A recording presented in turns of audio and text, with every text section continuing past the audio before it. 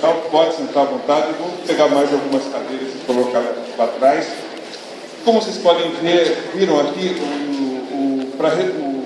para recebimento do atestado de presença, é necessário o preenchimento de uma ficha, ou deixar nome e e-mail lá na recepção da biblioteca. A gente vai estar passando e-mail informando quando o certificado vai estar pronto, né? Porque não dá para fazer tudo na hora, na noite de hoje, infelizmente. Mas a gente avisa quando estiver pronto. E para encerrar, eu queria convidar a vocês que continuem presenciando aqui a programação do memorial. Vocês têm a programação impressa ali na recepção da biblioteca, tem a programação atualizada no site do memorial. Queria fazer dois destaques. Na sexta-feira agora, à noite, aqui na biblioteca, começa a Fena Cordel, a Feira Nacional do Cordel. Então começa na sexta-feira e continua no sábado, com diversas atividades ligadas ao cordel. E no dia 18, na quarta-feira da semana que vem, às 19h30, nós vamos estar recebendo aqui na biblioteca uma escritora argentina chamada Elsa Osório, que está fazendo muito sucesso lá na Argentina com um livro dela chamado Mica, La Capitana, que conta a história de uma argentina que lutou contra o regime fascista de Franco na Espanha. E ela era uma capitã dos revolucionários, então uma mulher muito do meio, era a única mulher combatente. Então tem uma história muito interessante, é um livro também muito interessante. Então vocês estão convidados para vir para esse encontro, para esse bate-papo com essa autora argentina. Então, um bom simpósio para vocês, uma boa palestra, boa noite. Bom, obrigada. Por essa apresentação. Então é com muita alegria, né, que nós vamos continuar com o simpósio de língua portuguesa. Hoje de manhã houve a palestra, né, o simpósio para falar sobre português, ensino de português para estrangeiros. E agora à noite nós temos a presença aqui dos professores doutores Cláudio César Henriques e da Maria Alves, né, cujo tema é sobre neologismo em língua portuguesa. Mas antes eu gostaria de dar alguns recados, né, agradecer a presença de todos vocês aqui, são bem-vindos, e também agradecer ao Memorial da América Latina, aos professores aqui da Uninova, os alunos e, enfim, todo o público aqui presente. Também lembrar que a Livraria Cortês se faz presente com descontos, né? E aos livros da professoria da Maria Alves, livros sobre neologismo, tá? Acho que aparece aqui na mesa, tá? Esse livro está com desconto. E também os livros do professor Cláudio César Henriques. Então, aproveitem. E também, assim, lembrando que após a apresentação dos professores, haverá um tempo, espaço para perguntas e também autógrafos no final, tá ok? Desse simpósio. Então, a professora doutora da Maria Alves, ela é da USP, né? Se faz representada aqui também pelo CNPq. O título da comunicação da professora Ieda é sobre a neologia como reflexo da cultura e da evolução da língua. Então, nessa apresentação, ela, né, vai falar sobre o conceito de neologia e os procedimentos metodológicos para o estudo de neologismos. Ela vai enfatizar aqui como o estudo dos neologismos, como o neologismo contribui para o conhecimento em determinado período dos processos de formação de palavras mais usuais, dos elementos afixais, prefixos, sufixos, mais produtivos e da concorrência entre estrangeirismos e elementos vernáculos, ou seja, da língua portuguesa, na evolução do léxico português. E o professor Dr. Cláudio César Henriques, que é da UERJ, tá? Também se faz representado aqui pela Abrafil. O título da palestra, tá, da comunicação do professor é sobre neologismos, uma fonte valiosa para o ensino e conhecimento da língua. Então, fazendo um breve resumo aqui da apresentação, ele vai traçar um panorama dos estudos sobre neologismos no Brasil, desde a época em que era tratado como vício de linguagem, até os dias de hoje, colocado como corpus profícuo de investigação. Vai apresentar um exemplar ilustrativo em veículos linguagens diferentes com o objetivo de frisar que a observação da neologia contribui para o ensino e o conhecimento da língua. Então, boa palestra a todos.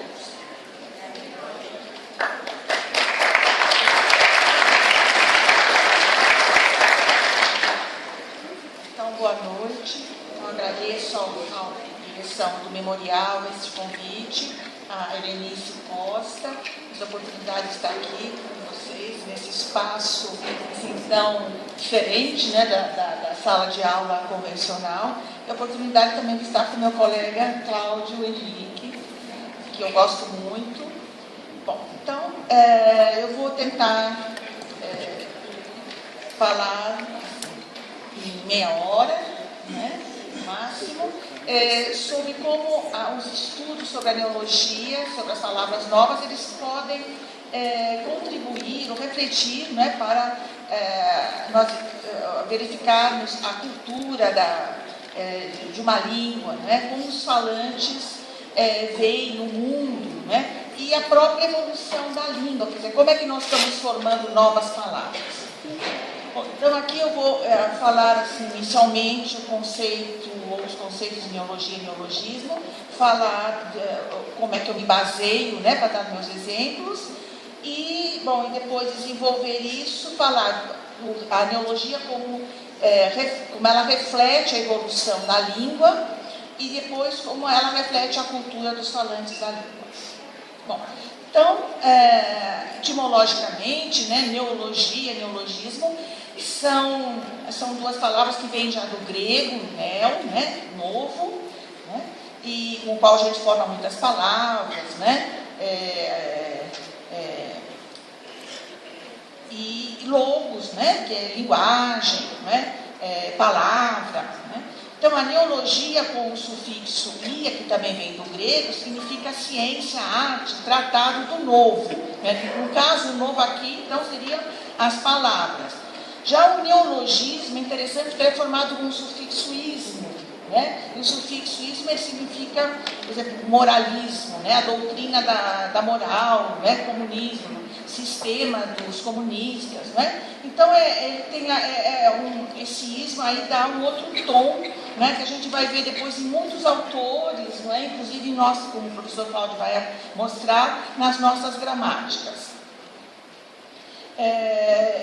A gente também pode datar, né, o aparecimento dessas palavras que não foram criadas na língua portuguesa, elas apareceram no alemão, no francês, não é? Então, o neologismo, segundo o dicionário, o A.G. Cunha, Antônio Geraldo Cunha, ele data simplesmente, ele não especifica a data, ele coloca século XVIII, e neologia e neólogo, ele data de 1858, e neologista, né, uma palavra que a gente não usa, né, não usa agora, né, não se usa mais, ele data de 1888. Quer dizer, o primeiro aparecimento da palavra num texto. Né? Essas datas refletem isso. Né? É a data em que, até o momento, se viu pela primeira vez essas palavras. Bom, aqui eu vou, falando então do conceito de neologia e neologismo, eu vou citar um autor francês que, em 1801, fez uma definição muito interessante, que parece antiga, mas ela não é tão antiga assim, porque a gente vê muita gente ainda pensando como ele. Então ele diz, o texto é francês, neologia se toma sempre assim no bom sentido, e neologismo no mal. Há entre essas duas palavras a mesma diferença que entre religião e fanatismo, filosofia e filosofismo. Né? Então, quer dizer, a neologia é boa, né? Quer dizer, o processo de formar novas palavras é bom, é necessário. Isso a gente também vê os gramáticos falando, né? Mas muitos se rebelam contra os neologismos, quer dizer, o produto. Quer dizer, o processo deve existir, porque senão, né, a língua não evolui, as palavras, né, as invenções, né, não vão aparecer. Mas o neologismo ele tem que ser tratado com cautela. Isso a gente vê até hoje, não é? É de 2 séculos atrás, né? Mas aparece ainda, né? Quer dizer, nós temos que ter cautela, né? Muitas pessoas às vezes falam, né? O Aires colocou muitas palavras novas, muitos neologismos no seu dicionário, o Aurélio também já colocava. Né? Então é esse procedimento, né? Esse pensamento. A neologia é boa, ela é necessária, mas o neologismo é um produto, né? Ele é considerado, por vezes, como exagerado.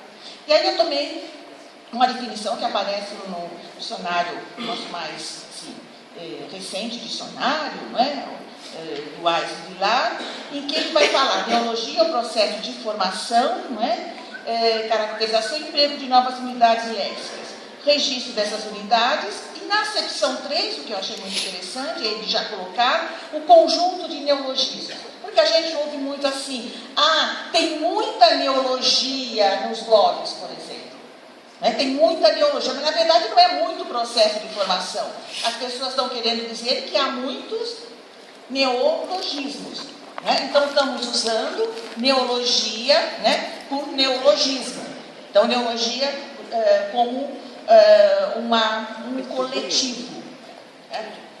Bom, para falar um pouco dos neologismos, eu tenho um projeto, vocês podem consultar aqui no site, né, ele chama-se Terminel, Observatório de Neologismos do Português Brasileiro Contemporâneo, e ele vai coletar unidades lexicais neológicas num corpus jornalístico. Né? Então, primeiramente, era um sistema de amostragem, os alunos bolsistas, eles liam os jornais para coletar as palavras que não estavam dicionarizadas. É esse o nosso critério, né, do que era neológico, as palavras que não estavam nos dicionários, né, dicionários do português. E até 2000 nós coletamos 3.572 unidades neológicas, algumas com mais, né, várias ocorrências, então temos esse total. E a partir de 2006 nós tivemos fazer uma parceria com um grupo de linguistas computacionais de São Carlos, da USP de São Carlos, que fizeram desenvolver algumas ferramentas, né, para que nós pudéssemos, a partir de textos informatizados, coletar neologismos, né, de uma maneira assim, semi-automática. Quer dizer, nós temos que fazer uma correção, né, que às vezes há alguns erros. Né? E aí, o corpus de exclusão, que é o que a gente chama, aquilo que vai ser a referência para nós julgarmos o caráter neológico de uma palavra. Antes eram apenas os dicionários de língua. A partir de 2001, então, com essa parceria em 2006, nós pudemos recuar até 2001, com textos informatizados, e o que vai ser a referência, ou o corpus de exclusão, são textos informatizados que esse instituto coletou, né, coleta. Né? Então, a partir dos próprios textos já utilizados nos jornais e revistas, eles servem de corpus de exclusão. Certo? Não mais apenas os dicionários. Nós acabamos usando também os dicionários, porque às vezes nesses textos é utilizada, não aparece uma palavra, né? Então o extrator vai dizer que é neológica. Aconteceu isso com fúnebre. Né? Então o fúnebre foi considerado neologismo pelo extrator, porque ele não aparecia nos textos, né, coletados por esse grupo, do NILC, mas não era uma palavra nova. Então a gente também precisa observar.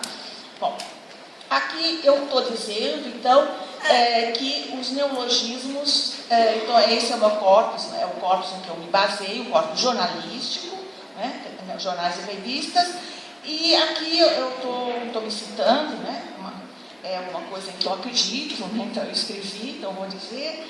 Então, nós podemos criar neologismos intencionalmente, né? Voltado assim para o ludismo, que nem aqui em São Paulo, na Folha de São Paulo, o José Simão, né? Então ele cria palavras para o ludismo, né? Ele deturpa, ele mistura, né? Os literatos também, não é? Há muitos literatos que criam palavras novas, às vezes palavras lúdicas, né? Na publicidade também a gente encontra. Então esse tipo de criação é intencional, né? O autor é consciente, é bastante consciente. Mas a maior parte dos neologismos que vão entrando na língua, né? Eles não são, assim, não quer dizer que o autor nunca seja consciente. Ele pode ser o consciente, mas são neologismos ditados pela necessidade de nomeação, né? As novas invenções, né? E esses neologismos, eles costumam marcar. Então, uma palavra computador, quando ele começou a significar, não é? Esse aparelho que todo mundo tem, isso começou na década de 60, não é? Então, há uma marca. Naquela época já se começou, eram enormes, né? Nessa época os computadores eram enormes mesmo, né? Então, já a informática estava nascendo, estava se desenvolvendo. Então, muitas palavras, elas marcam uma época. Né? Bom, então aqui eu vou falar assim, alguns exemplos de como a neologia, não é? Ou os neologismos refletem como a língua ela está se desenvolvendo. Né? Então aqui eu peguei um exemplo deste ano que eu achei muito interessante. Né? Então vai falar jornalistas facebookistas e twitteiros. Né? Então, aí o que eu achei interessante, né, é o ista, é o sufixo ista e o sufixo eiro, né, porque os dois formam profissões.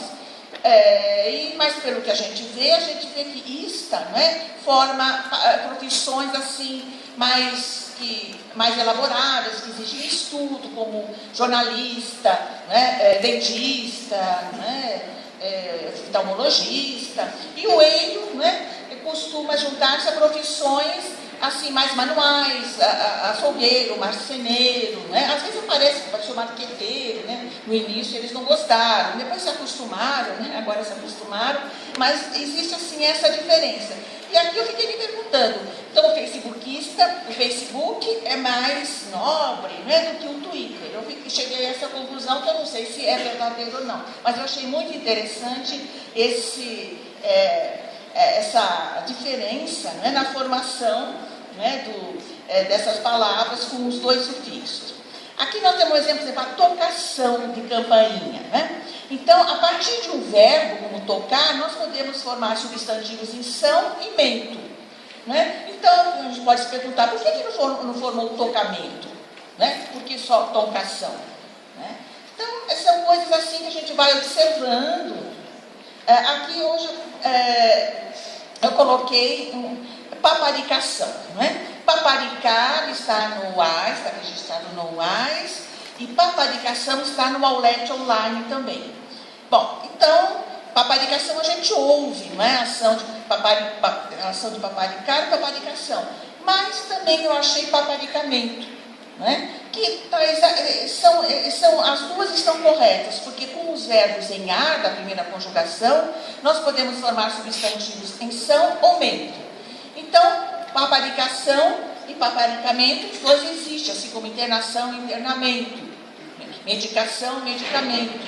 Né? E, bom, talvez os dois fiquem, não é? Talvez haja depois uma pequena diferença, como medicação, que ficou ação de medicar, e o medicamento, o produto que se dá, não é? Pode ser que eles acabem tendo sentidos diferentes, mas o interessante é a gente vai observando assim, por que essa escolha, né, do falante, não é?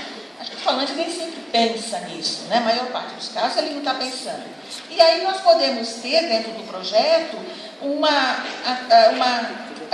quantificação, não é? Então nós podemos dizer que ista é muito mais usado do que eiro para formar novas palavras ligadas a profissões, não é? O são também, que aparece com 8%, ele aparece mais do que mento, né? Então nós só temos verbos novos com ar, nós não temos com er, com ir, não aparece, não é proibido, né? Mas nós não criamos.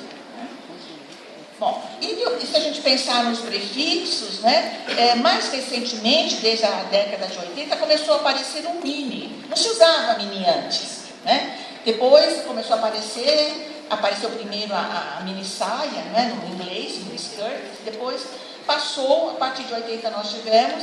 Às vezes a gente vê até assim uma concorrência entre o mini prefixo e o inho, sufixo, que também eu acho bastante interessante, né, quando um começa a concorrer, né?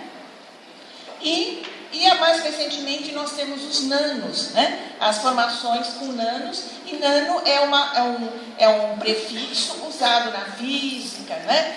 Nas ciências naturais, e está aí sendo utilizado agora mais para palavras mais gerais, que nem aqui, nanopoema, por exemplo, né? Nunca, há uns 30 anos atrás, eu pensaria ver isso, né? Se criaria uma formação como essa, né? Fora do âmbito de uma ciência propriamente. Então as palavras vão resvalando, né? O hiper, o mega, que também implica uma intensidade, né? A intensidade aumentativa, eles eram só usados nas áreas científicas. Hiper aparece muito na medicina, né? Hipercardíaca, hipertensão, né? E a partir da década de 80 ele começou a ser usado, foi hiper feliz, hiper contente. Depois veio o mega, que também era só usado na física, né? Nas ciências naturais, né? Então nós vamos buscando novas formas de expressão, sobretudo da intensidade, né? Vamos criando sempre novas formas. E aí, então a gente pode ver também ter um quadro, né, do que é mais produtivo, de prefixos. Então aparece o super, né, mais do que o mega. Isso a gente até percebe, né? Vocês sabem que usam mais, não é? Acho que vocês todos responderiam, a gente usa mais o super do que, por exemplo, o hiper ou o mega, né? E nós temos uma consciência disso, né? Não usamos nem os dados quantitativos. Mas os dados quantitativos, eles vão mostrando o caminho. O mini já aparece, aqui não aparece ainda nem o nano, ele ainda não tem muitas ocorrências, né?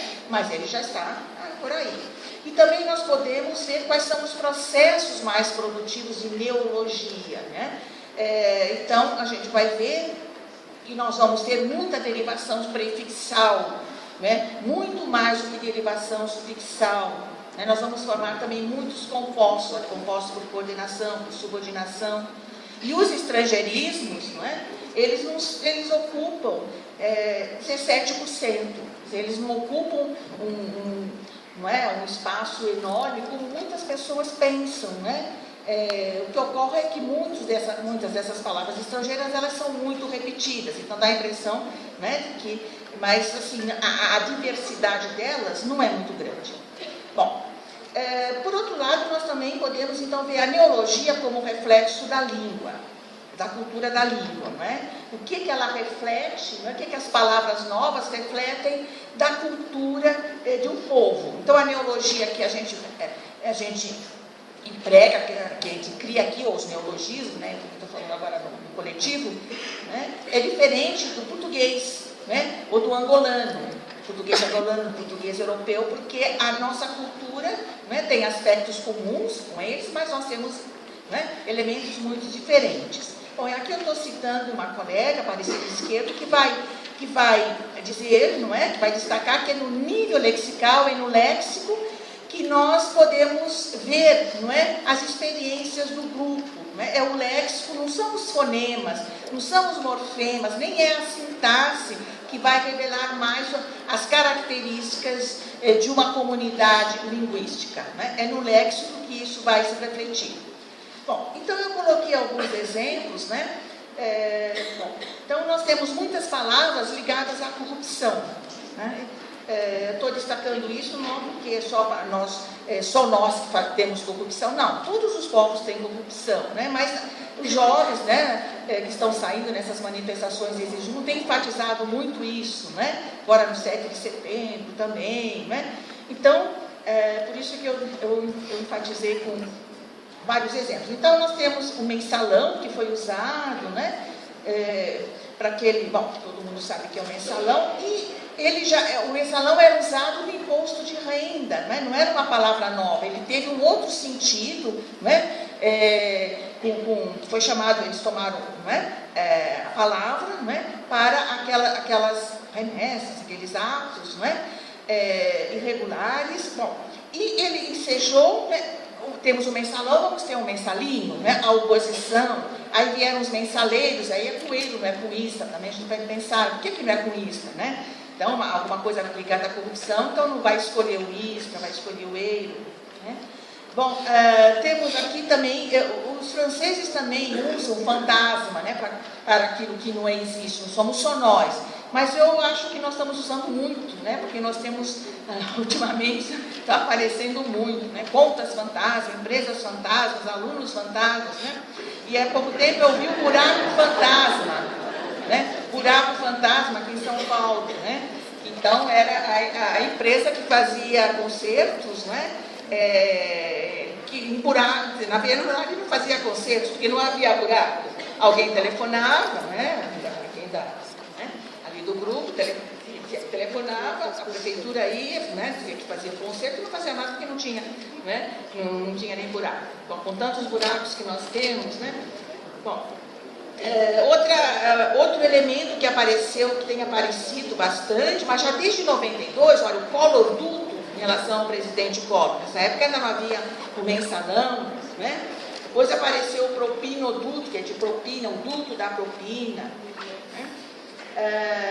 Bom, e um fato também, né, que deu motivo a várias formações neológicas, né, foi aquele caso dos dólares na cueca, né? Então aí o homem cueca, né? Então é uma composição, né? Então é interessante que com o homem nós formamos várias formações, vários compostos novos, né? O homem esgoto, o homem rato, às vezes há uma reportagem, né? Há uma pessoa que mora embaixo, no esgoto, né? Então tá o homem esgoto. Sempre assim, o homem é alguma coisa, né? Então aqui nós temos o homem cueca, né? Naquele caso dos dólares na cueca.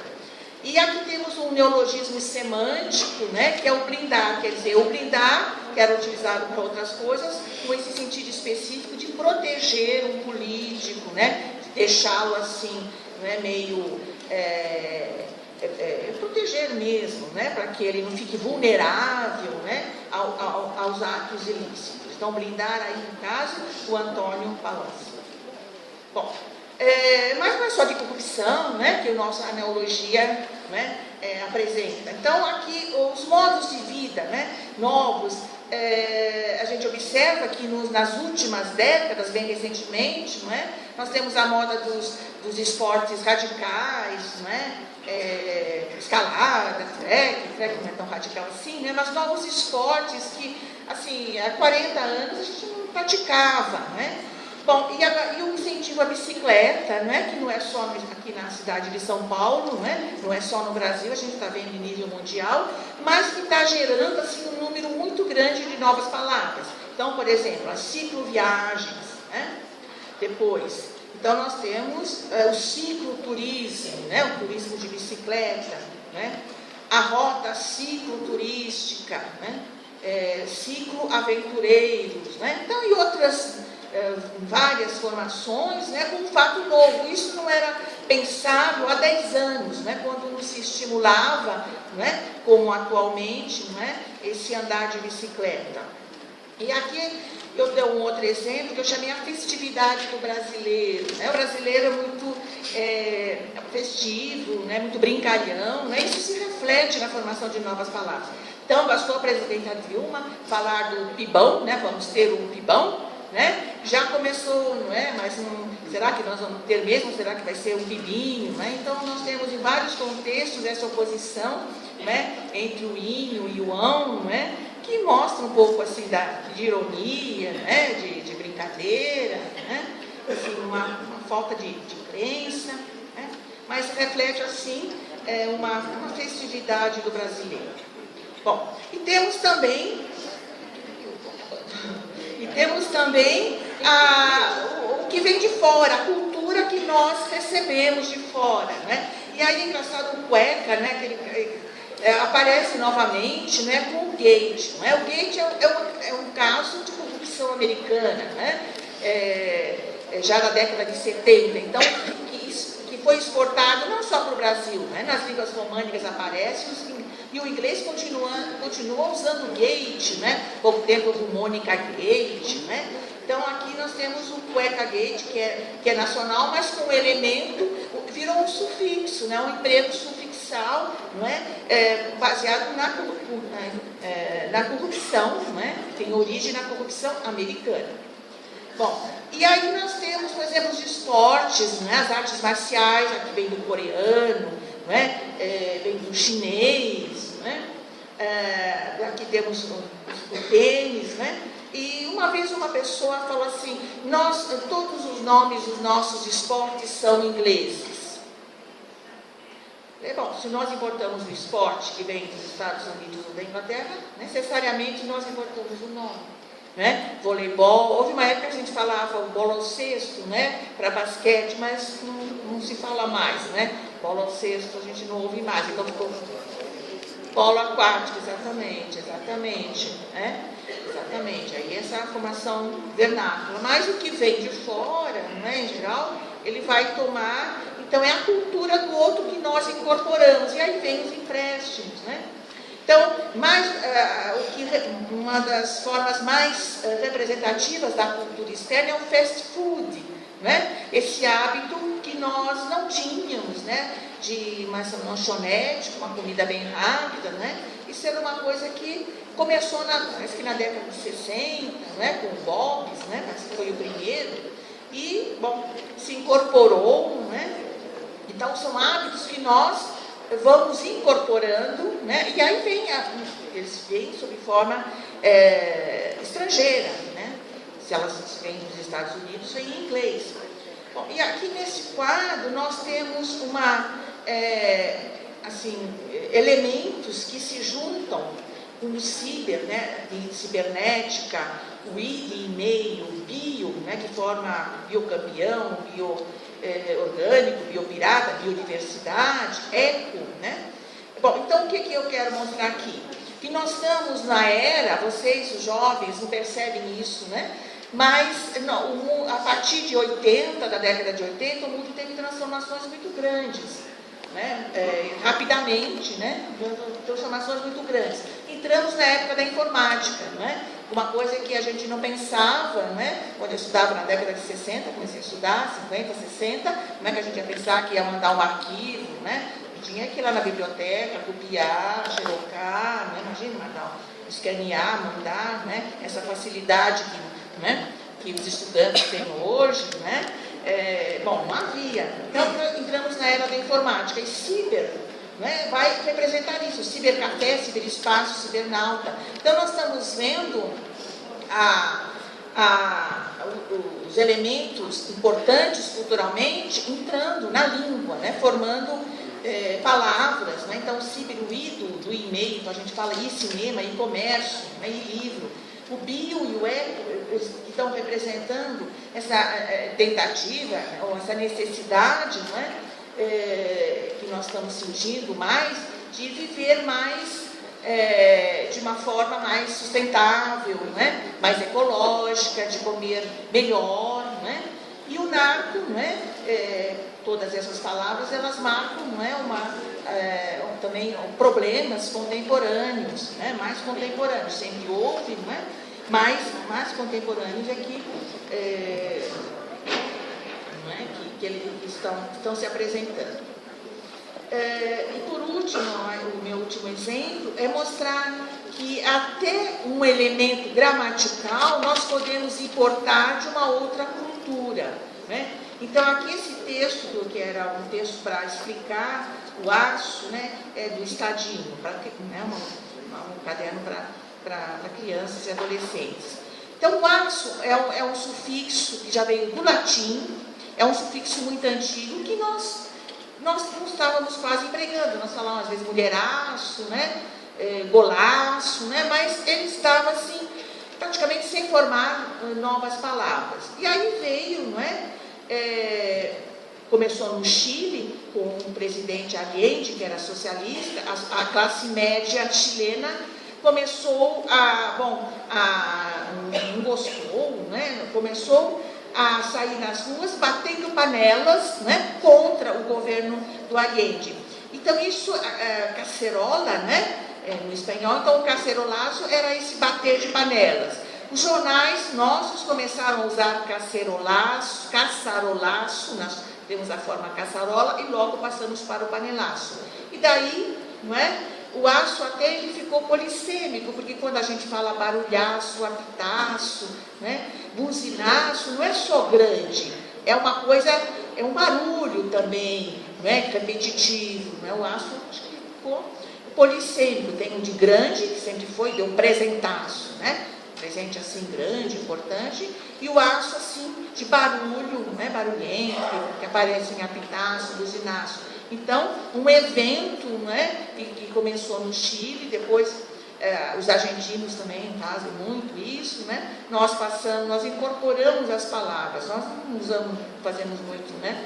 Às vezes a gente vê, né, alguma manifestação, mas não é assim típico nosso. O que nós incorporamos mais foi o aço, né? Quer dizer, reincorporamos, né? Um sufixo que estava assim muito assim, deixado de lado, ele voltou, né? E está aí, né, produzindo novas palavras.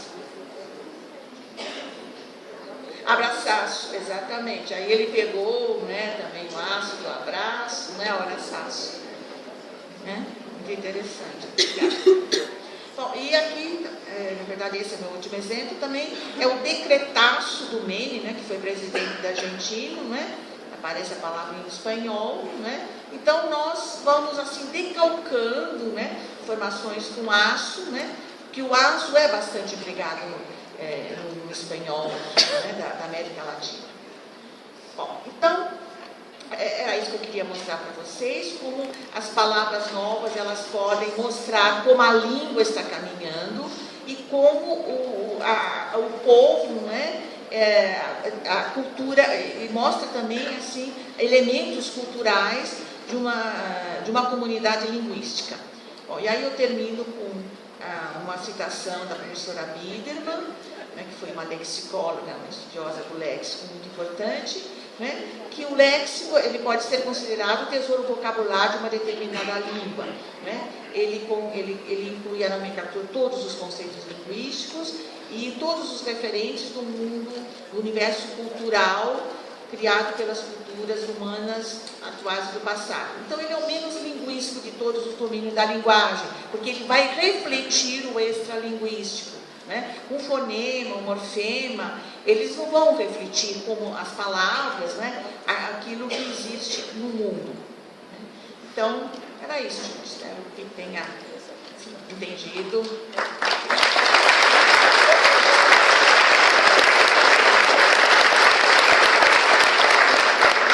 Então, obrigada, professora Ieda, pela belíssima apresentação sobre as relações entre léxico e cultura. E vamos dar continuidade agora com o professor Cláudio César, que vai falar sobre neologismos, uma fonte valiosa para ensino e conhecimento da língua.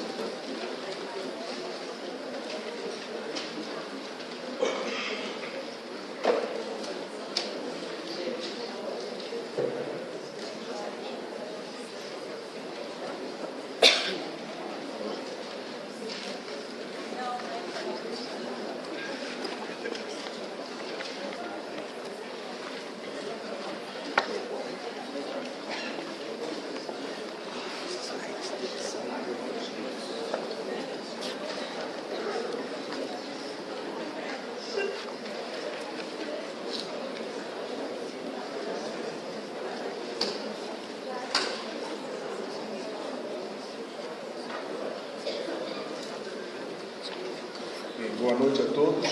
Boa noite. É um prazer muito grande estar aqui com vocês hoje e atendendo ao convite da Eunice, do Murilo. Prazer grande estar ao lado da minha amiga da Maria Alves e de compartilhar esse espaço, né, um espaço tão bonito aqui do Memorial da América Latina. Obrigado também aos organizadores daqui do Memorial que abriram esse espaço para que nós possamos falar sobre a língua portuguesa.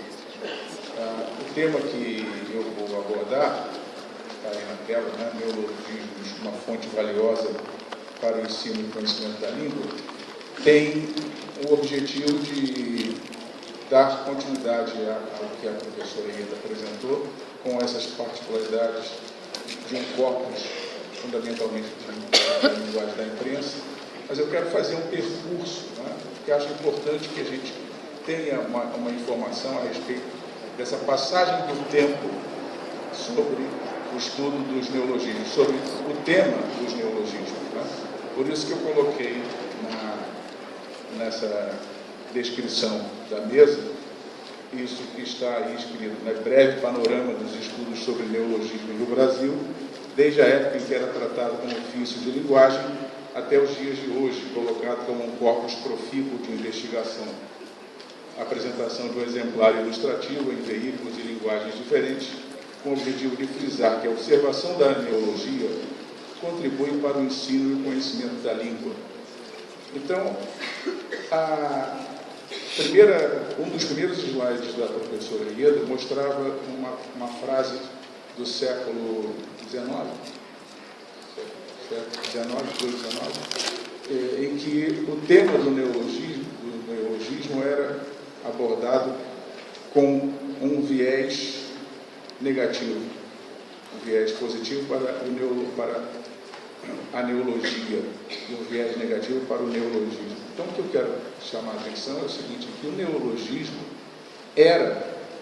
foi, durante muito tempo, e ainda há resquícios disso, considerado um problema, um defeito. Vocês se lembram da história, alguns de vocês não eram nascidos, acho que sim, todos eram nascidos, mas alguns eram bebês, né? Quando o ministro do governo Collor, né, alguns de vocês aqui não conviveram com o governo Collor, com alguma formação, né, de estudo, então ainda eram criancinhas. Mas houve um ministro do governo Collor, que se chamava Rogério Magri, que era oriundo das classes trabalhadoras, ele não era da CUT, ele era da CGT, e o ministro foi dizer na televisão que o plano do Collor, aquele plano que congelou a poupança, que todo mundo, né, já ouviu falar dessa história, dessa época, que tantas empresas quebraram, tantas pessoas, né, foram à bancarrota por causa do plano da ex-ministra da Economia, e saudosa Zélia Cardoso de Mello.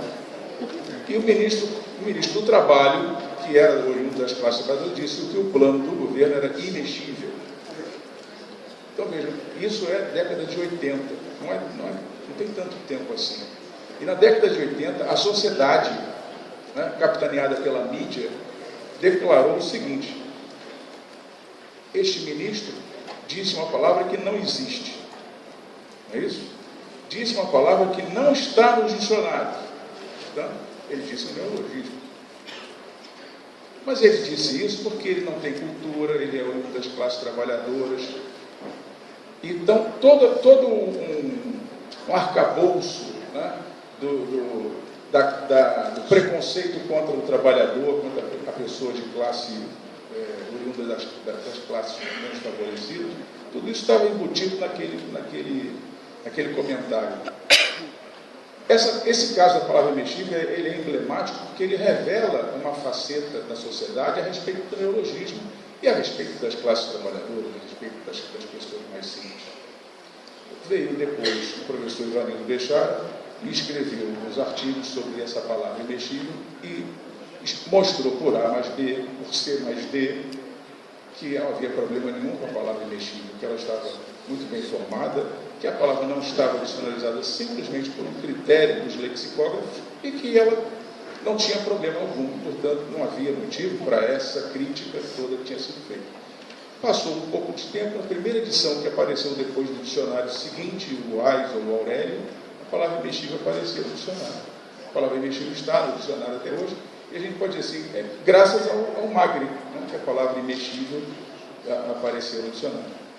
Então, esse simples episódio mostra que nós não estamos ainda imunes à questão do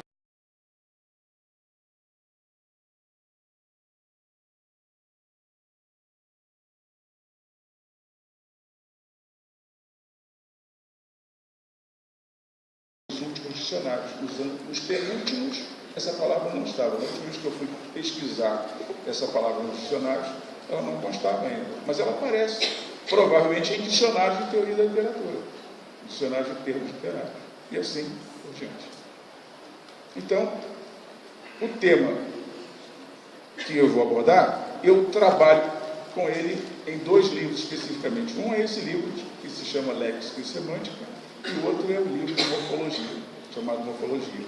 Nesses 2 livros eu trato do capítulo de formação de palavras, ou no capítulo de aspectos semânticos, de casos, né, dedico algumas páginas a esses assuntos. E aí vem a pergunta: o neologismo é um vício de linguagem? Vou começar com um dicionário gramatical de João Ribeiro, um dos grandes nomes da filologia brasileira, foi membro da Academia Brasileira de Letras, e João Ribeiro, num livro de 1906, escreve esse texto que está aí, tá um pouco ruim de ler, eu vou ler aqui o trecho que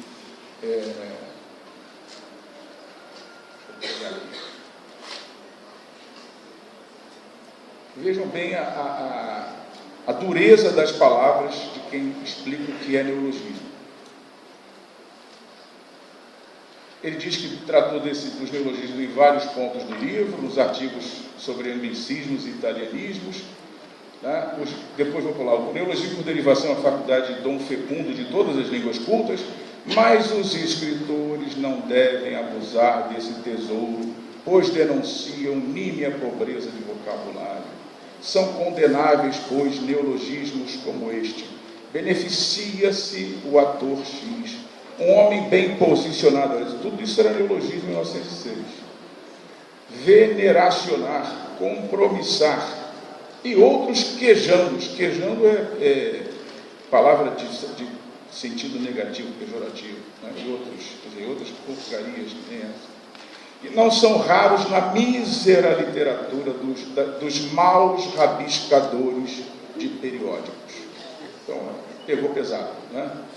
Que era normal, né, acontecer isso em determinado momento dos estudos linguísticos. Outro exemplo que fala do tema dos vícios de linguagem está no dicionário de questões vernáculas do professor Napoleão Mendes de Almeida. Vem a explicação do neologismo, é o contrário de arcaísmo, etc. e tal. Mas vamos ver, ele explica que é natural, o neologismo é aquela mesma opinião que estava no dicionário, naquele dicionário, que o neologismo é um processo natural da língua. E no terceiro parágrafo ele diz isso: para que se justifique o neologismo, deve, antes de tudo, ser necessário, e depois formado de acordo com o gênero da língua. Não sendo conveniente nem corretamente formado, o neologismo passa a ser barbarismo.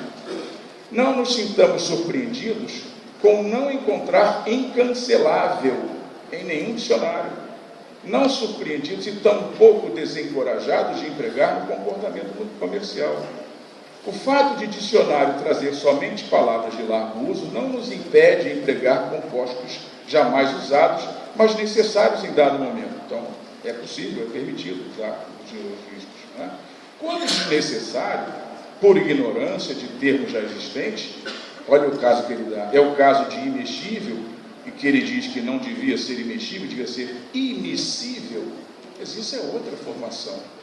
Imissível é da mesma família do imexível, só que um com a forma erudita e outro com a forma já vernacularizada.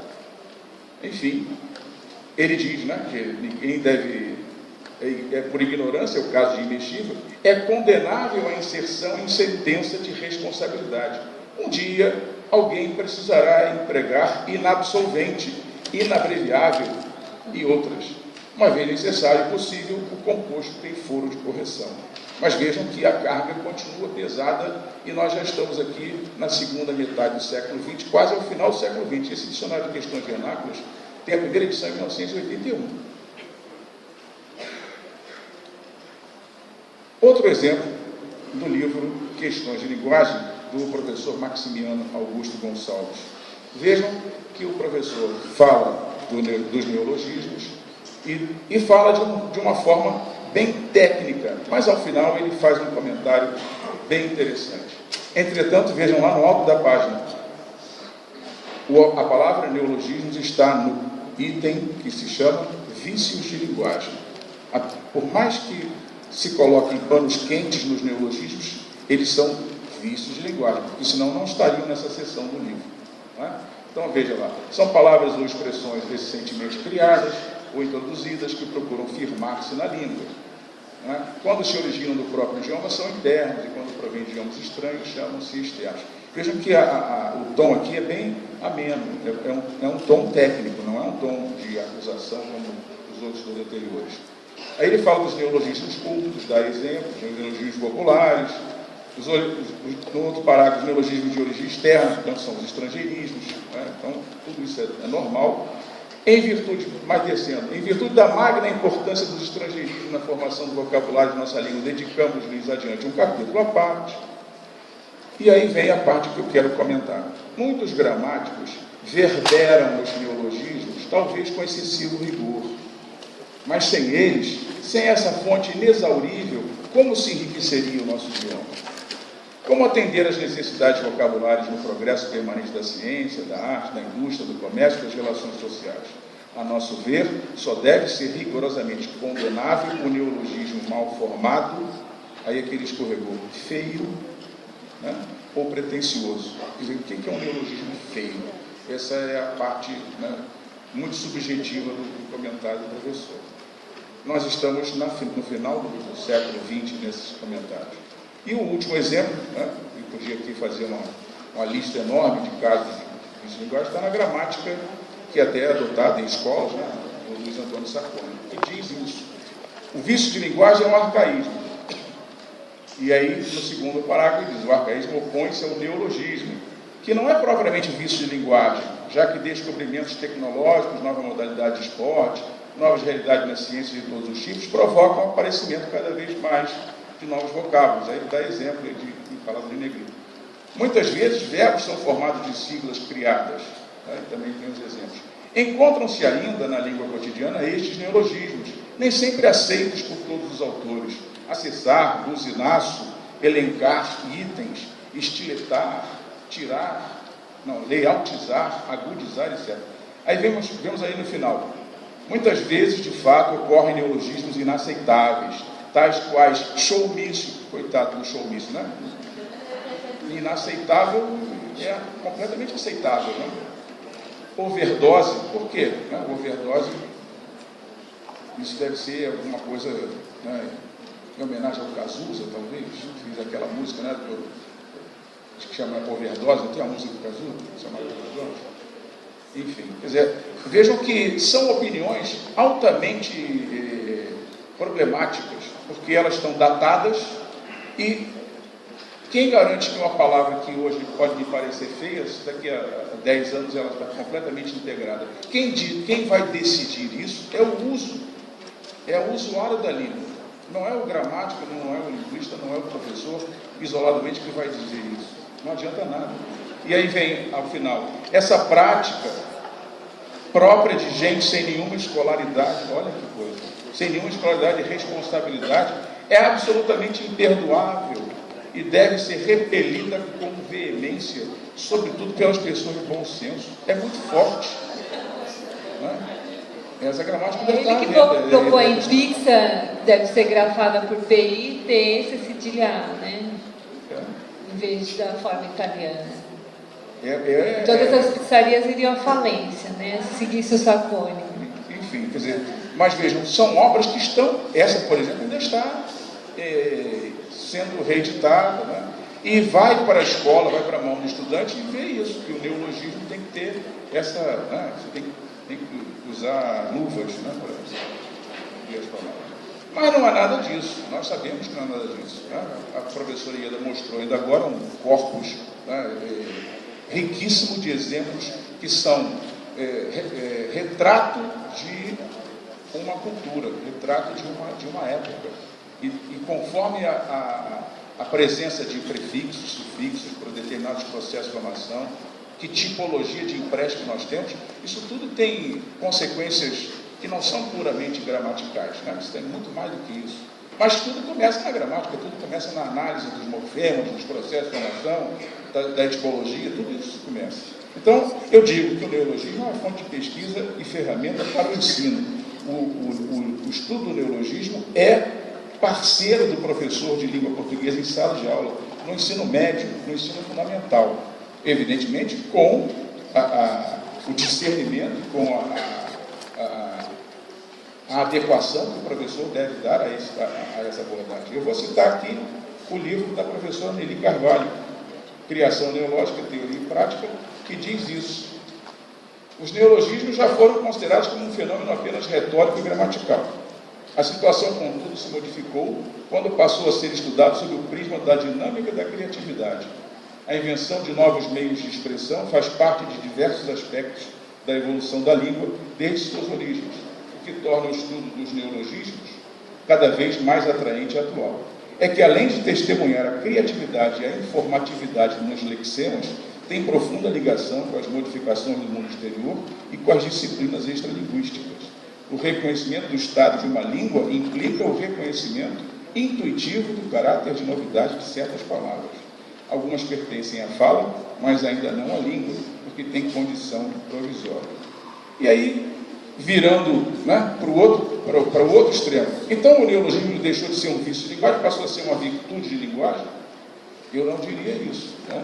Mas eu diria que o neologismo pode ser, né, fruto de grande dose de expressividade. Pode ser fruto da necessidade de uma indústria, né, de um processo, de uma agência de publicidade, mas pode também ser fruto de uma, como nós diríamos assim, uma sacada, né, de quem o emprega.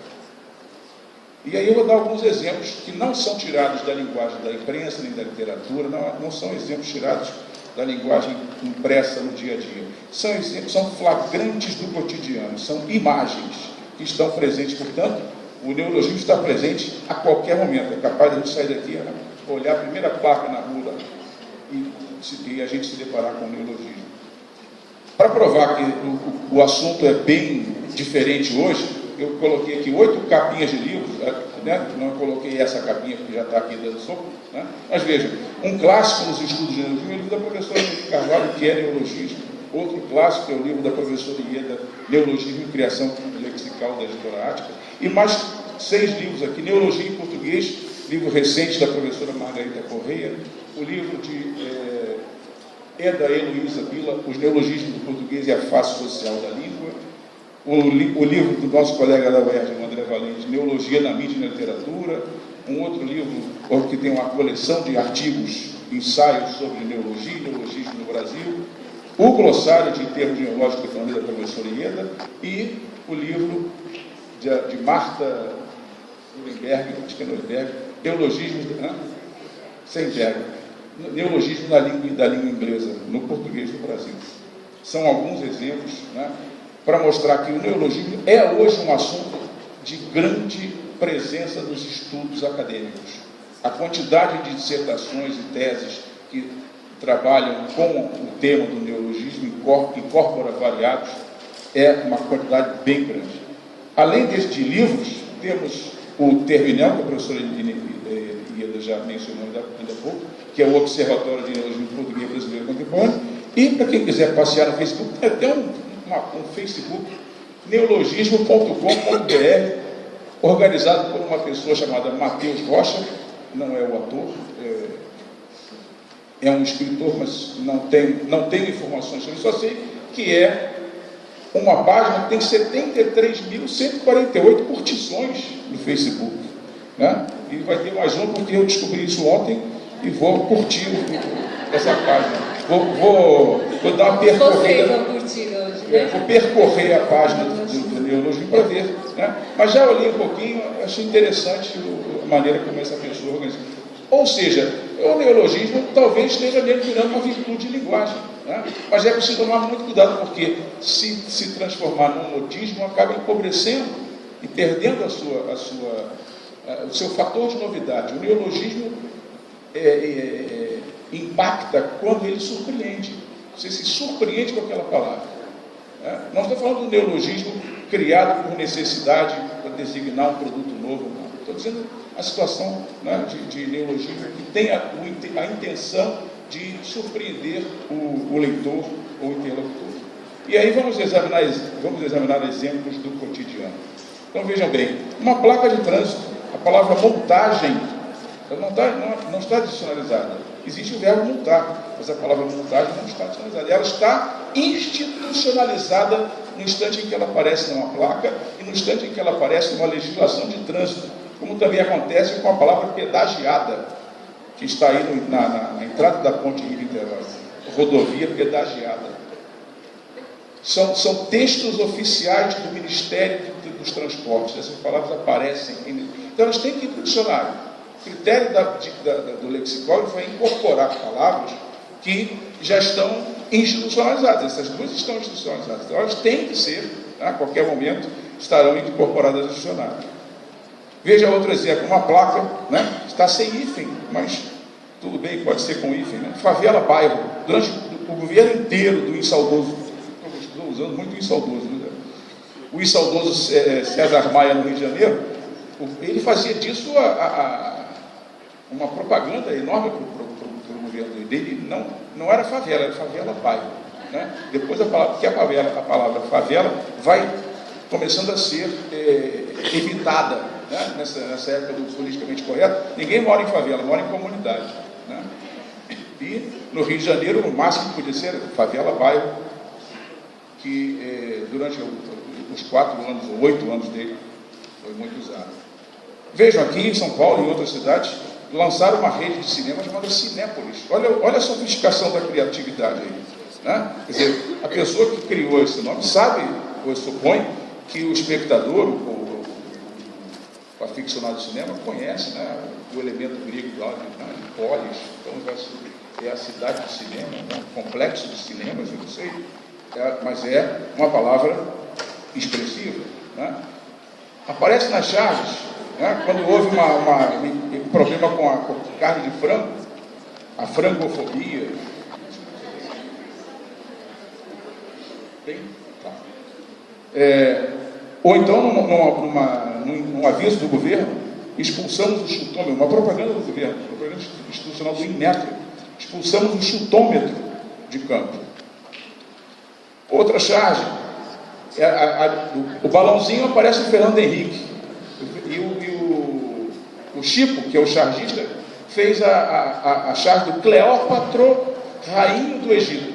E aí faz o outro chargista, desenha o Lula, dizendo, por que não eu? Né? Também quero ser o Cleópatra. Então, reparem, o neologismo está na flexão do substantivo, né, do antropônimo Cleópatra, e na flexão de rainha para rainho. Olha que coisa interessante. O feminino é a especialização do masculino, é o que dizem os livros, mas às vezes o vento ao contrário. Então é o masculino que é a especialização do feminino, no caso do rainho. Não é um neologismo para ser dicionarizado, nunca tem finalidade humorística, como o caso do José Simão. O Aurélio também, virou Aurélia. Tem um dicionário Aurélia, isso. Tem dicionário Aurélia. Veja outro caso, uma palavra, um elemento muito produtivo, o pitch, né, por causa do pitbull. Então apareceu uma série de palavras formadas com pitch pai, pitch irmão, né? E o pitch bond, por que não? Já que o James Bond era nesse filme aí bastante, né, não diria violento, né, mas bastante brigão. O caso interessante é esse da Copa do Mundo, porque há neologismos que trabalham com elementos que nós conseguimos. Deixa eu voltar aqui. Está dando para ler aí? Então, vou ler aqui que vai ficar mais rápido do que se eu ficar falando. É claro que em todo o processo criativo, nem sempre os cruzamentos entre palavras, por motivos de mercado, se mostram transparentes. Então, você pega lá, por exemplo, o pitch bond, né, a criação de novas palavras com formatos de produtos e tal. Às vezes você não sabe por que aquela palavra, como é que ela se criou. Às vezes são semi-transparentes. Vejamos, para ilustrar, os 3 nomes sugeridos pela FIFA para nomear o Tatu Bola, mascote da Copa do Mundo. A FIFA fez um concurso, lembra-se? E ofereceu 3 alternativas. Amijube, Fuleco e Zuzeco. Ganhou o Fuleco. E aí a gente diz assim, mas de onde surgiram esses nomes? Aí a FIFA explicou que Amijube era a soma de amizade com júbilo. Se não falasse, ninguém sabia, né? Que Fuleco era futebol com ecologia. Quer dizer, o que aquele L está fazendo no meio? Quer dizer, ficou o Fu do futebol, entrou um L para fazer a ligação e o eco sufixo. Mas se a FIFA não dissesse que Fuleco era a soma de futebol mais ecologia, a gente achava que eco era diminutivo igual o jornaleco, né? E que fuleco lembra furreco. E o zuzeco, pior, né? Porque o zuzeco também tinha o eco da ecologia, e o zu era o azul. Está tudo azul com você. Ou seja, esses neologismos, apesar de explicados como se fossem palavras compostas, não são palavras compostas. Na verdade, são reuniões de fonemas, de acordo com a ideia de quem inventou essas palavras, e que, por imposição do mercado, nós temos aí, além de termos que conviver com a brazuca, que é o nome da bola, com Z, no meu Brasil é com S, né? Temos que conviver com a brazuca, bola com Z, ainda temos o fuleco com esse nome patético, né? Mas a gente se acostuma com tudo. O fuleco já está ficando fofinho, né? O fuleco. O Brasil ganhou a Copa das Confederações, aí o fuleco já teve, né? Mais um ponto a favor. O caso interessante da UERJ, olha só o queijo da UERJ. Na UERJ existe um marco, que é isso que vocês estão vendo na fotografia, e que é uma pedra fundamental, praticamente, da criação, da construção do prédio do campus da UERJ. Na UERJ, todo mundo conhece esse marco aí como queijo. Então, reparem que a metonímia, a metáfora, que é uma metáfora, vira metonímia porque eu vou encontrar com você no queijo. Né? Como apareceu nessa charge que vocês vão ver agora aqui. Estou te esperando no queijo. O ponto de encontro das manifestações estudantis, das categorias, né, dos docentes, dos técnicos administrativos, o ponto de encontro é o queijo, que fica no hall dos elevadores. Então a gente se encontra no queijo e de lá a gente parte para a rua para fazer a passeata. Né? Aqui em São Paulo tem uma loja ali no Bexiga, chamada Pracinha São José Velicário. Olha que interessante a formação. É o nome da loja. Chocotone, não é? Dedoches, então, dedinho, né? Fantoches, né? Com dedo, historinhas de pano. Movimento dos sem propina, mensalão para todos. A criatividade dos chargistas, dos publicitários, né? Mas não só deles, está aí no dia a dia, toda hora você encontra isso. Né? Hoje, quando eu entrei no aeroporto para pegar o avião, passei pelo portão lá do Santos Dumont, e aí vi essa placa. Eu disse, está vendo? Estou indo para São Paulo para falar sobre neurologia e aparece mais um. Aí eu tirei a fotografia, consegui, lá no hotel, ainda deu para enxertar aqui no trabalho. Brasilzar, vamos Brasilzar. Vamos descobrir o que o Brasil tem de melhor, cachaça. Né? Então veja, Brasilzar, a gente fala meu Brasilzão.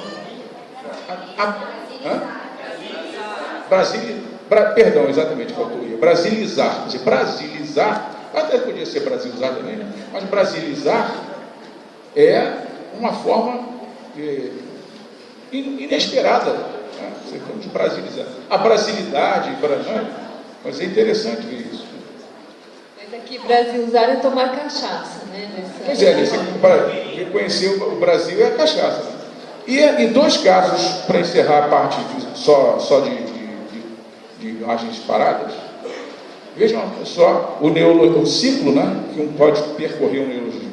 A palavra Camões é o poeta, mas Camões, no segundo quadradinho, à direita, é o homem ou animal que só enxerga com um olho. É evidente que por influência de Camões ser caolho. Né? Esse ônibus que vocês estão vendo, dá para perceber que ele só tem a janela do lado direito da foto, do lado esquerdo, do lado do motorista, e a parte da direita é recuada. No Rio de Janeiro, esse ônibus percorreu as ruas da cidade na década de 50, 60, e o apelido dele era Camões, porque ele só tinha um olho. E em São Paulo, acho que é em Piracicaba, Bauru, não tem aquele bife a cavalo? Com 2 ovos. Quando o bife só tem um ovo, é bife a Camões. Quer dizer, fechando o ciclo, Camões, com C maiúsculo, era Camões, com C minúsculo. Né? Porque Camões deixou de ser substantivo próprio, é um epônimo, né? Deixou de ser um substantivo próprio, passou a ser um substantivo comum. E o caso de Garrincha, que não começa com a pessoa, começa com o bichinho. O passarinho Garrincha.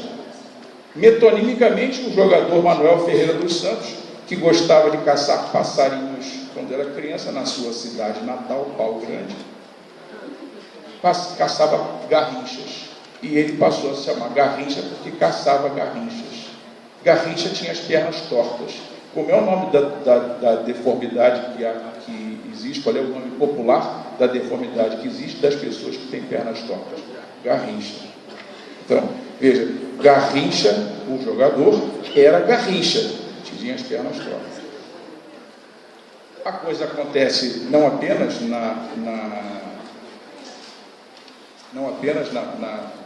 no texto impresso, né? Também acontece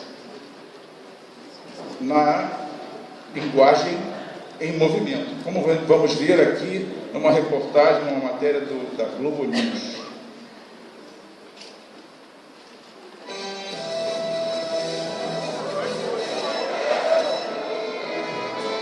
Aos 50 anos, o técnico gaúcho Tite é campeão brasileiro pela primeira vez.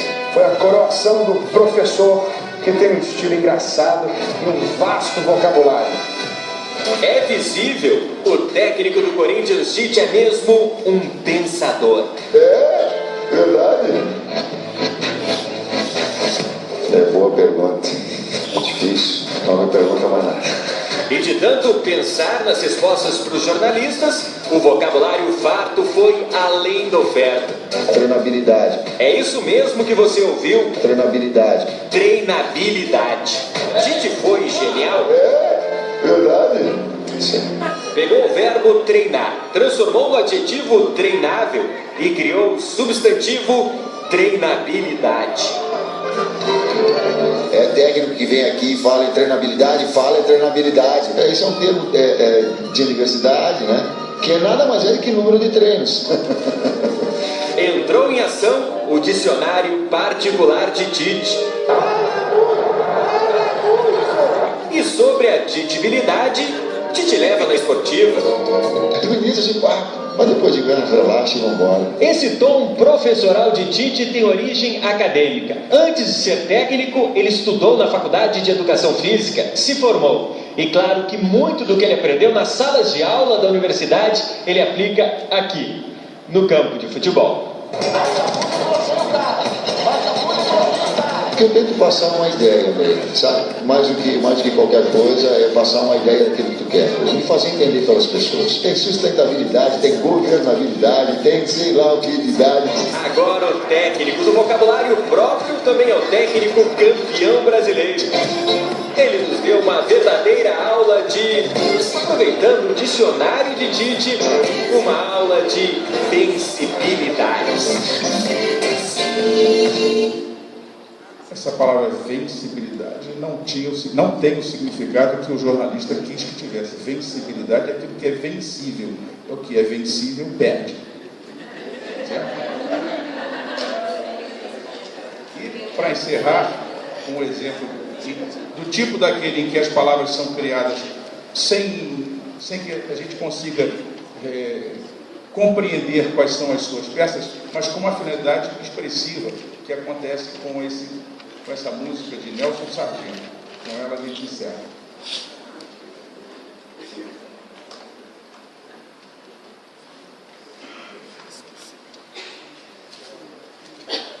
Fui fazer meu samba na mesa de um botequim. Depois de umas e outras, o samba ficou assim.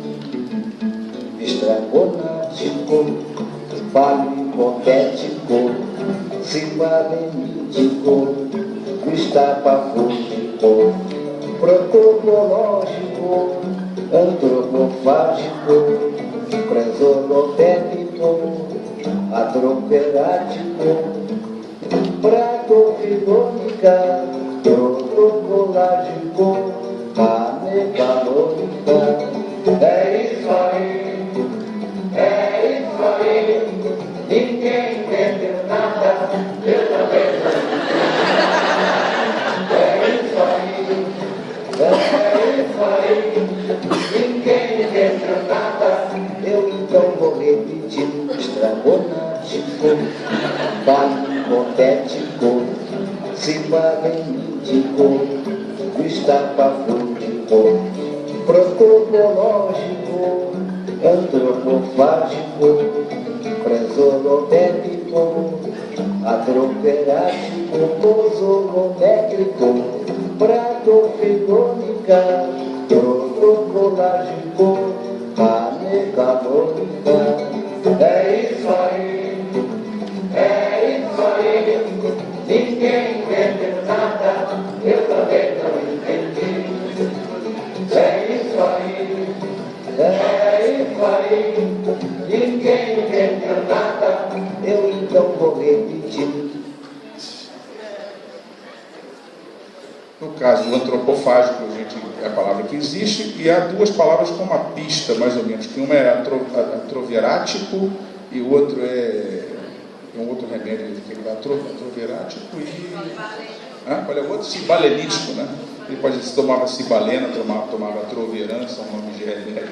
E o resto tem fragmentos, é como se você pegasse, né? Dissesse, bradofonístico, são os pseudoferilídicos que se tungam com frédios de antimolefagia. O que você falou? Não sei, eu juntei morfemas radicais, prefixos, sufixos e fiz essa frase, que tem todo o jeito de frase portuguesa, porque eu usei artigo, usei verbo, usei estrutura singular em português, mas no fundo as palavras pseudoferilídicos, tungam, frédios, antimolefagia são inventadas, como a gente poderia inventar qualquer palavra, do tipo daquela do Zuzeco, do Fuleco e do Amijube, que a FIFA inventou, né? Padrão FIFA.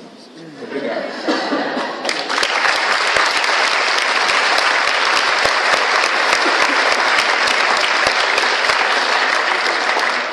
Obrigada, professor, pela palestra, né? Super ilustrativa, interessante, usando já um prefixo super. E, bom, a gente já pode abrir para as perguntas, né? Eu não sei, eu fico curiosa, às vezes, não sei se os professores podem responder, como que funciona o critério de inserção de neologismos nos dicionários quando eles passam a não ser mais termos neológicos, né? Palavras neológicas. Eu não sei se vocês têm informação, como é que funciona essa inserção, então, dos neologismos nos dicionários. Bom, essa questão é muito complexa e delicada, porque a equipe de lexicógrafos terá o critério adotado ou escolhido, e essa escolha é feita por razões muito variadas. Isso aqui é uma razão muito prática, assim, quantas páginas pode ter meu dicionário? Então, se a editora estabelecer um limite, né, de páginas do dicionário, na hora que o lexicógrafo vai atualizar a edição, ele tem problemas, né, porque toda vez que sai uma edição nova do dicionário, a gente vê a matéria no jornal dizendo que o dicionário tem mais tantas palavras. A gente nunca encontra uma matéria assim, esse dicionário ficou com menos palavras, né? Dicionário com menos palavras só do George Orwell, lá no 1984, né? Cada edição que saía do dicionário lá do livro do George Orwell, o número de palavras diminuía, né? Até chegar um dicionário com uma palavra só, que deveria ser o ideal naquela sociedade do Big Brother. Mas, enfim, esse é um critério. O outro é a inevitável inserção de palavras que estão institucionalizadas, como o exemplo que eu dei do multagem, né, do pedagiado, são palavras inevitáveis. E, além disso, não são só os neologismos lexicais, são também os neologismos semânticos. E o neologismo semântico entra numa questão que envolve também a figura de linguagem, né? Então, eu vou pegar o exemplo que a professora Ida deu do verbo blindar, né? Veja que a situação que né, quer dizer, é um significado novo para o verbo blindar. Esse significado novo parte de uma noção metafórica. Então, as metáforas estão aí, soltas, né? E toda metáfora que a gente escuta e que nos parece novidade é um neologismo, né? Perguntando, é um neologismo semântico? Vai permanecer nesse uso do neologismo semântico? ou é apenas uma expressão passageira, né, de um momento poético ou de ironia da vida? E aí é complicado. Os lexicógrafos que eu conheço, o grupo que trabalha com o dicionário Wise, tem essa preocupação. O tamanho, o dicionário Wise, inclusive, não consegue, a editora não consegue mais publicar em papel. O dicionário Wise, a última edição dele, está disponível no portal UOL. Então, o que nós temos sobre o dicionário Wise? Nós temos a edição de 2001, que é a mais completa do dicionário Wise. Temos a de 2009, que está atualizada pela nova ortografia, mas é uma versão menor, tem uma quantidade bem menor de palavras. E temos a terceira edição, que só existe no portal UOL. Não existe em CD, não existe em papel. E aí, qual é o lado precário? Que se a gente abre o dicionário Wise no papel ou no formato digital do CD, nós navegamos por janelas gramática, etimologia, informação, datação. Se a gente entra no portal UOL, só tem a datação e as acepções. Não tem mais o link para as informações gramaticais e etimológicas. E a editora gostaria de publicar em papel. Segundo o Mauro Vilar, ele diz que vai publicar em papel, só que ele prometeu isso para 2010.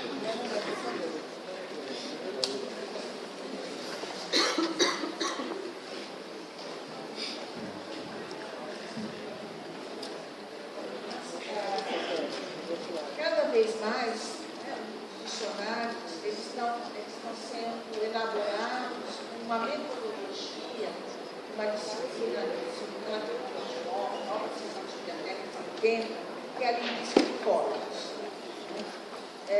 Então, para evitar assim, o achismo, o acho que, né?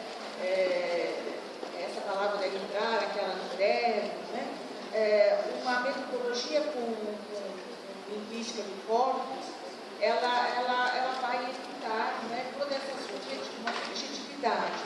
Então, por exemplo, se pensa, nós temos já no Brasil os dicionários elaborados em Arafat, o Francisco da Silva Borba, na Unesp, eles levam em conta essa metodologia. Então, de acordo com o objetivo do dicionário grande ou pequeno, 70 palavras ou 300 palavras, né?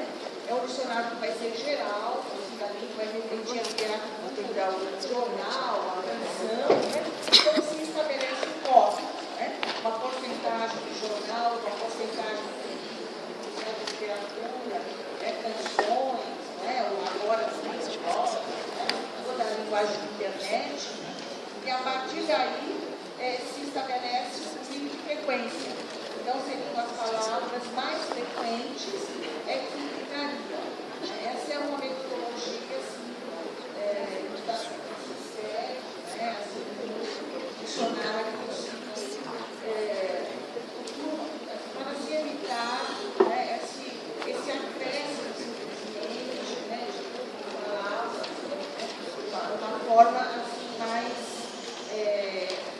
cientificamente, né, eu acho que mais adequada, a partir de um corpus, e um corpus também não é outro corpus, né? Um corpus é uma finalidade do dicionário. Quer dizer, se vai fazer um dicionário para criança, 8 a 10 anos, né?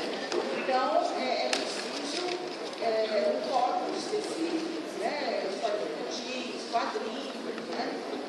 Linhas de que a criança se conheça também aquele dicionário. Tem que haver um corpus que tem palavras como salgadinho, né?